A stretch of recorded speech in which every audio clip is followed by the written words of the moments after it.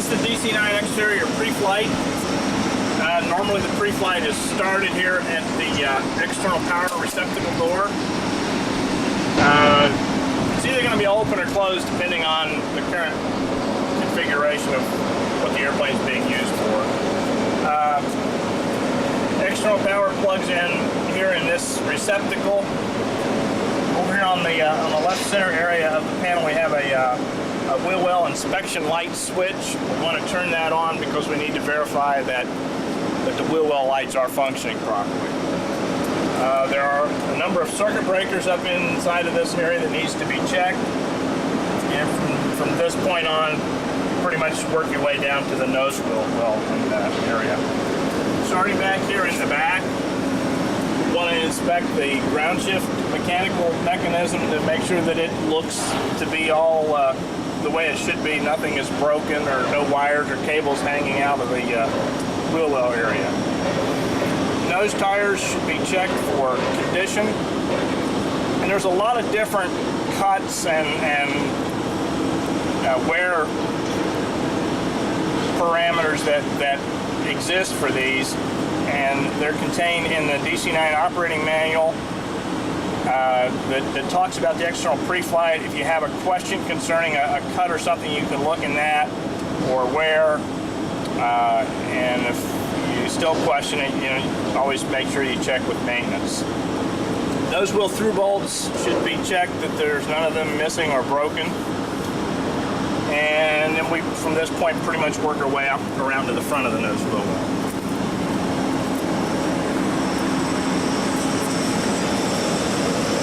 Nose strut extension has a minimum of 1.2 inches or a couple finger width, something of that nature. It also has a maximum, but oftentimes if the airplane is loaded a little tail heavy or something like that, it may be fully extended. And if that's the case, that's not unusual for that to look that way. Up inside of the wheel well, you want to check for leakage. You want to check that the nose wheel well inspection light is illuminated, and that has to be illuminated because it's a non-deferrable item.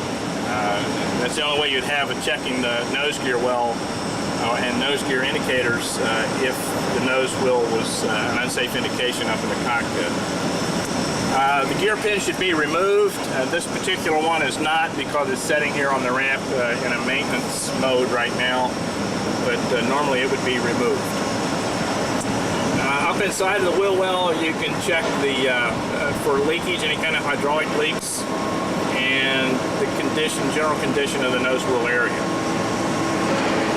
This is the nose wheel steering bypass. Currently it's in the steerable position. In other words, we can steer it from the cockpit. When the ground people or maintenance tow the airplane, they take the steering basically out, and it allows the nose wheel to be turned left and right freely with just the tow bar. If it's in this position, it will not be steerable in the cockpit. So you need to make sure that it's in that position. The nose taxi lights, landing lights can be checked. You can check the filaments of those to see if they look like they're broken or the lenses or anything like that is cracked. These two forward doors on the nose wheel area are normally closed. And if they're not closed, check with maintenance and have them come out and close it for you. The nose here has down indicating markings on them. You can't really see those from outside here unless you'd have a mirror or have these doors open. So the next best thing is to look down through the nose wheel well inspection window in the cockpit to see that the markings appear to be clean and that the window and mirrors are clean. Nose radome, you want to check it for the condition that there's no bird strikes or any visible damage to the radome. There's two latches for the radome, both on the bottom. Ensure that they're locked and secured. As you back up looking at the nose, you can see the pitot tubes. You want to ensure that they at least appear to be clear and nothing in there stopping them up or no pitot covers on them. On each side of the cabin windows, cockpit windows, is the emergency plug for the rescue people to get inside the airplane if they have to. You need to ensure that those are flush with the fuselage. If they're not flush, the airplane may not pressurize.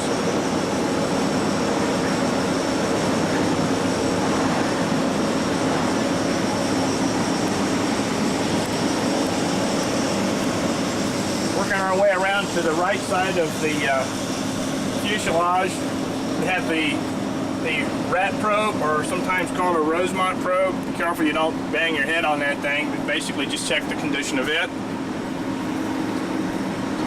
Just forward and below the galley door, or our entry door that we use, is a green disc that's associated with the oxygen system. And it's for thermal relief purposes. If the disc would happen to be gone or ruptured, that would indicate that the oxygen bottle has had a thermal release of some sort. So that would need to be looked at.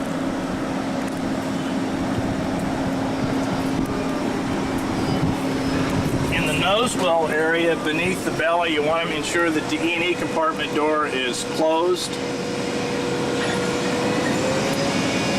And any other visible damage that may be along the forward section of the belly.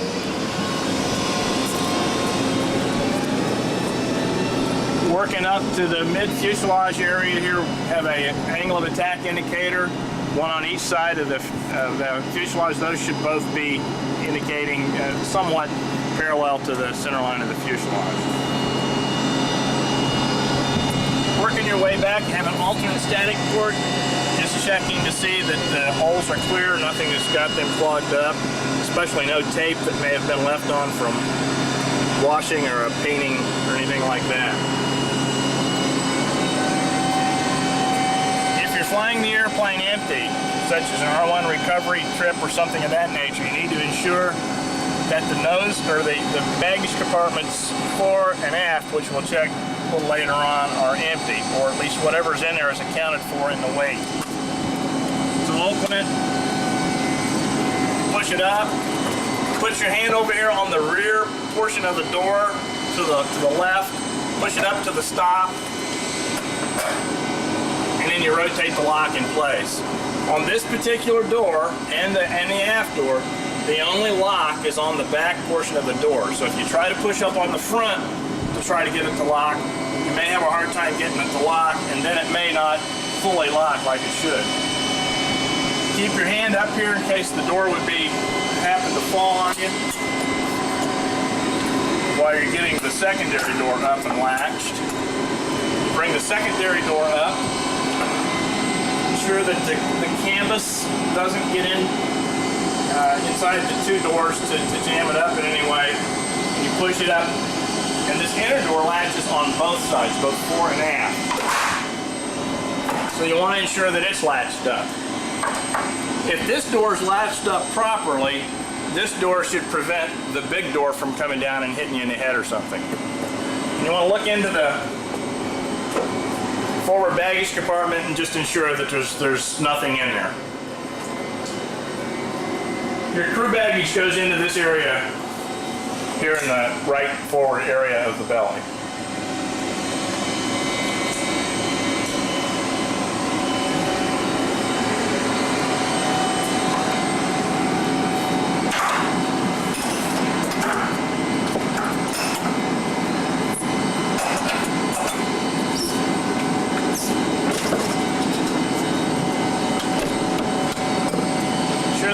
Comes down, locks, and is relatively flush with the fuselage.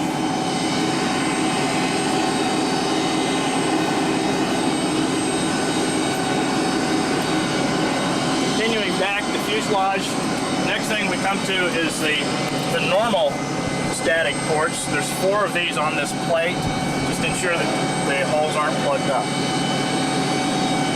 Continuing to the back, some airplanes will have only one overwing exit door, such as this one, but most have 2.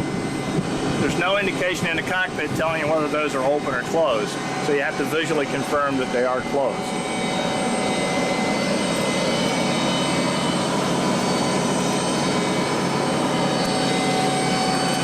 We have one of the wheel well doors opened up here for the exterior pre-flight so that we can better show you what you're looking for in the wheel well area. Normally those doors are closed.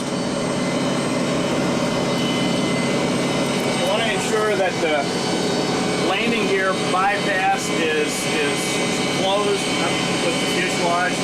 If it were open and hanging down, then your landing gear doors would not go up. In fact, when you pressurize the hydraulic system, the gear door open light would remain on. So you need to ensure that this is closed. Back in the wheel well area, a lot of the hydraulic and fuel components are located in this area. You want to ensure that there's no leakage. If there is leakage, this is probably where it's going to show up. Normally you may, if the ramp is dry and relatively clean and you see some puddles beneath the wheel well area, it's either going to be water that's residual water that's left on the airplane, or it could very well be hydraulic fluid or fuel.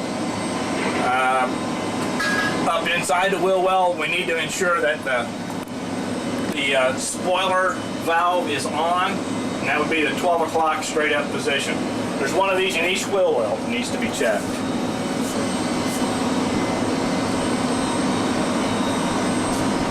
Main landing gear area, ensure that the pin is removed, and we're going to leave these in, but normally these would need to be removed on your pre-flight if they're not already removed. This is the main gear switch that illuminates the green light in the cockpit, and right directly behind that switch is the proximity switch, which gives a signal to the standby main gear down indication lights. Just need to kind of check these, make sure that they're relatively clean and show no damage. Tires, once again, inspect them to see what kind of condition that they're in. And little chevron cracking, such as is shown on this tire here, is acceptable. If you have some questions about it, either look in your operating manual on the exterior pre-flight, which gives some guidelines, or call maintenance. You also want to check the through bolts on the main landing gear and ensure that none of those are missing or broken. The main landing gear shock strut is about 1.2 inches minimum. And here again, it's a couple fingers in width, just to kind of give you a gouge for that. Check the brakes for any kind of leakage or anything that may be on the tires that would indicate it's been leaking. On the back of the wheel well, main gear area, a few things to check.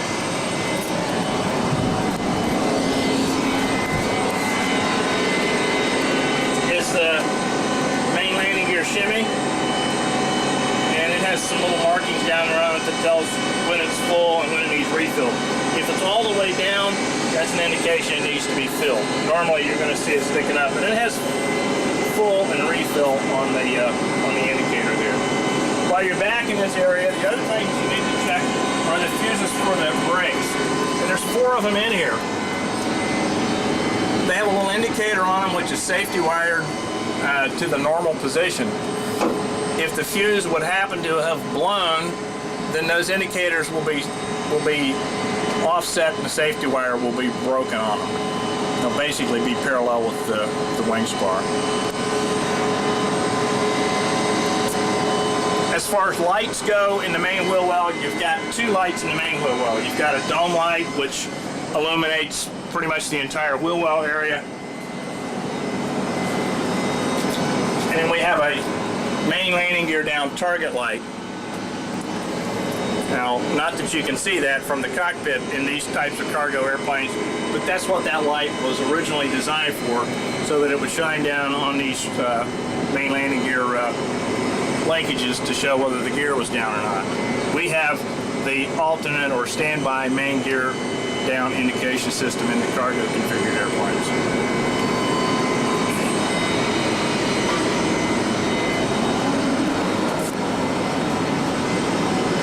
Working along the wing bottom and the leading edge, check for any kind of fuel leaks that you may see, the condition of the slats. And it's not uncommon to see the slats maybe drooping down just slightly. They'll do that with the hydraulic pressure off of them. Check the portal on for security and condition of it. If you have any questions or concerns about any of the fuel valves or switches associated with the fueling system, just know that if the fueling access panel is closed, everything is okay and normal the way it should be.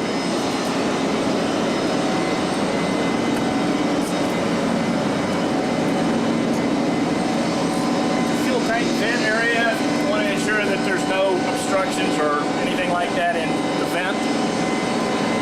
Although we don't have any electric on this airplane, normally it'd be 2 nav lights in each wing for the left and right. You can check the filament in the landing light, and then on the back there are 2 white nav lights. All of those should be working. On the outer portion of the wing there's 7 static probes sticking out there. You want to ensure that they're all there.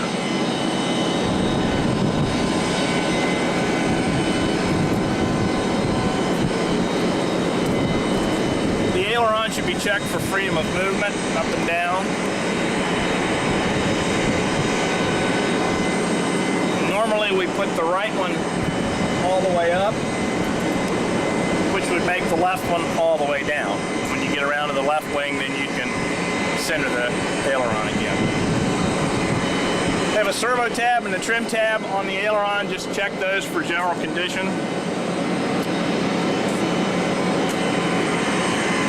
Check the flaps for general condition. And if you see any leakage around the 2 hinge points, that's where the flap actuators are. And if there would be any leakage, it would probably be in this area here.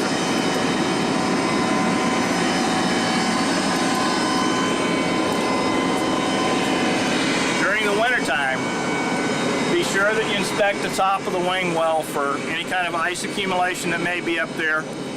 And not only, even though it may not be precipitating, make sure that there's no ice or any frost on top of the wings. When you're fueling in the wintertime, it's not uncommon to see frost on the bottom of the wings, and I think about 1/8 of an inch or something like that is acceptable for flight, but nothing on the top.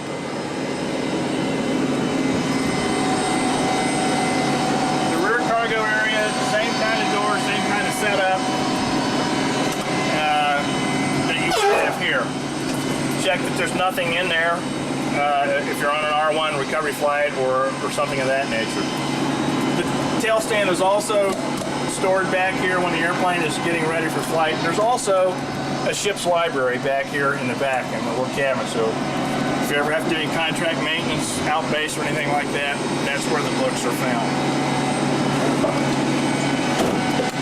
This door locks up and shuts exactly like the other door that we just looked at earlier.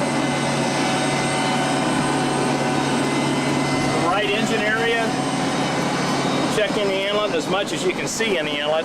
Compressor blades, just check their condition for any nicks that may be on them or any kind of damage or anything like that. And then you can kind of start working your way back along the outer portion of the cabin. All of the latches should be latched. All of the access doors for the cabin should be closed. Don't walk directly under the thrust reversers because they can be deployed at any time since they're on accumulators. Just forward of the bottom thrust reverser bucket is an indicator pin. That pin should be flush with the cowling. If it's sticking out, it means the mechanical latch is not latched. Over here on the side of the fuselage is a thrust reverser control valve. Normally this is closed, but if it's any kind of maintenance function being done, this lever would be sticking out, would be pinned, and you wouldn't be allowed to shut that door. So if you see that door open, check with maintenance to see what's going on with it.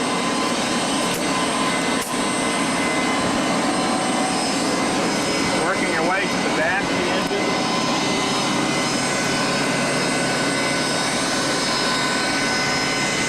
Check in the engine exhaust area. You can see some of the turbine blades, especially if you've got a flashlight up there, and you can check the condition of the turbine blades.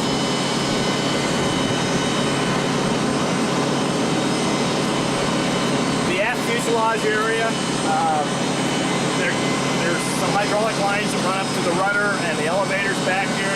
Check it for leaking, general condition. Check the elevators and rudder area for general condition. And remember, it won't be uncommon to see one elevator full up and one elevator full down. That's normal if you happen to see it that way. On the tail of the airplane, there are 8 static probes back there.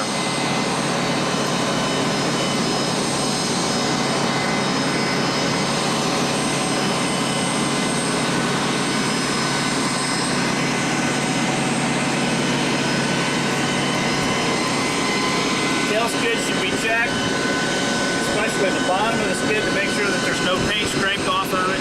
If it has had a tail strike, and depending on the severity of the strike, this indicator will break from a safety wire and stick down. If that's the case, you need to call maintenance. It's important that you look at this, because if the next crew gets the airplane and they find a scrape on the tail skid, then the crew who had it previously probably did it. So make sure that you check it so that you ensure that you didn't get it on your next takeoff.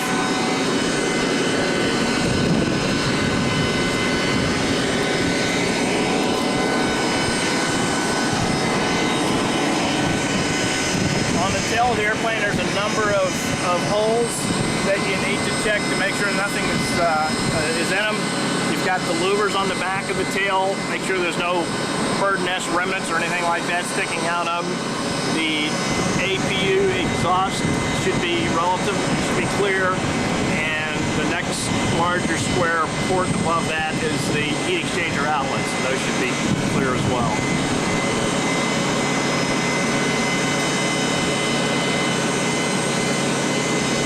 You want to check the rudder. There's the rudder limiter probe on the lower portion of the vertical stabilizer, or horizontal stabilizer, vertical stabilizer.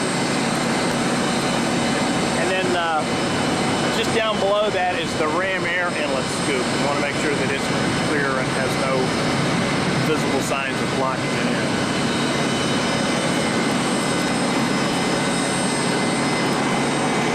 Same thing with the left engine area.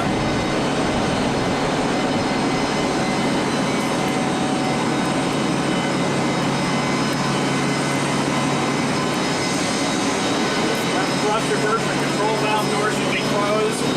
And use caution when you're in this area, because the APU doors are located right beneath those. And if the APU is running, not only is it going to be noisy, but there's going to be some suction effect down there that you don't want to introduce any fog to.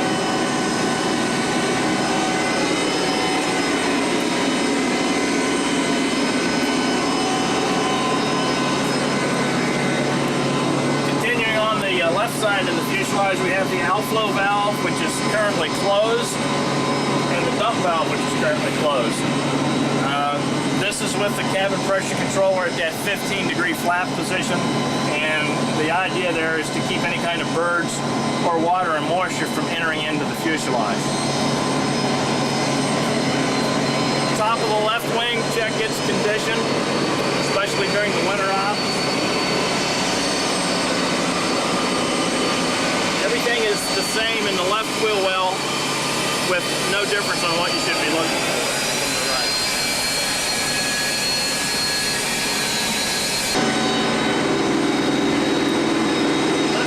Well, pretty much the same as the right side. Check the shimmy damper, shock strut inflation, brakes for leakage, tire condition, and wheel through bolts. Downlock switch, the alternate standby gear down indication. This is the proximity switch. Make sure that the gear pin is out.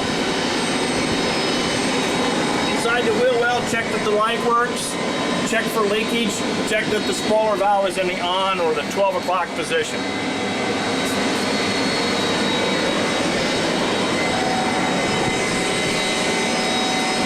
You also want to check your brake line fuses as well.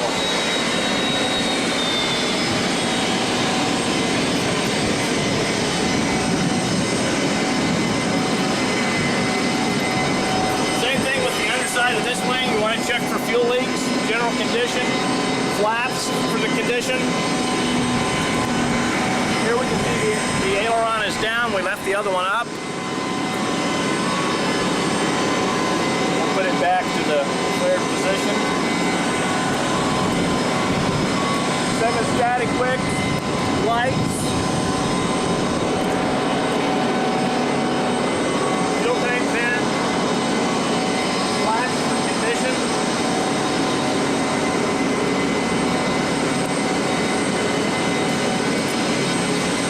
Waterline condition.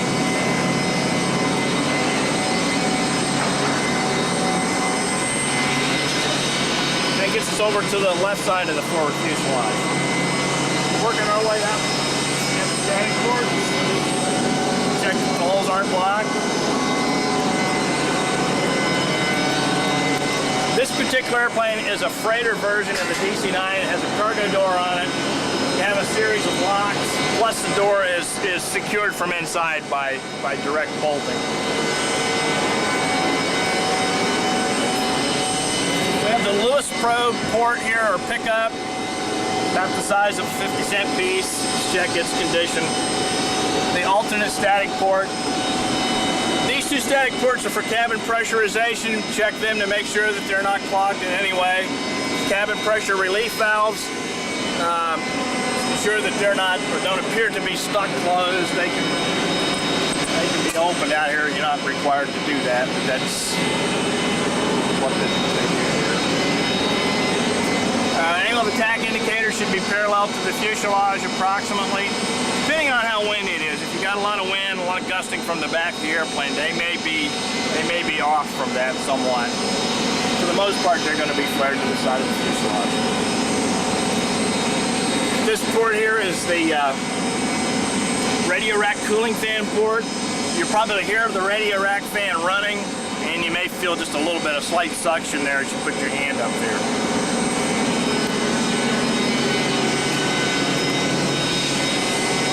A lot of the airplanes will have an air stair door on them.